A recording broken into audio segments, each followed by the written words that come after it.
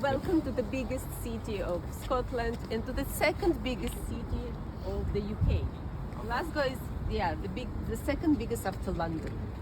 So it is huge. It's very industrial. So the population is 1,200,000 people, Oh, which wow. is twice bigger, even more than twice than Edinburgh. So some of you told me it's absolutely the same. Believe me, Glasgow is absolutely different.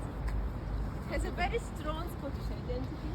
People speak language you won't understand, but they are very friendly, funny, they will talk to you every day. This is the Central Square, George Square. We are going to be back here after our tour and we will be given free time